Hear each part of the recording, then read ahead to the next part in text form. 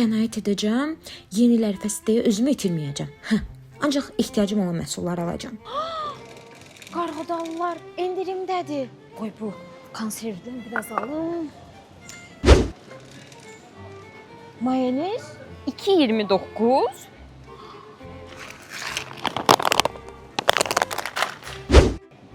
Tacın turşu xiyarları da endirimdədir. Xırt-xırt. Həm salatlarda lazım olacaq, həm də süfrədə. Bu birini də götürüm.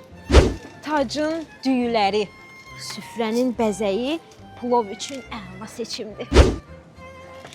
Qonaqlarım çox olacaq, ona görə də salfet mütləq. Birini də götürüm. Noa, endirimdədir. Qoy birini də götürüm.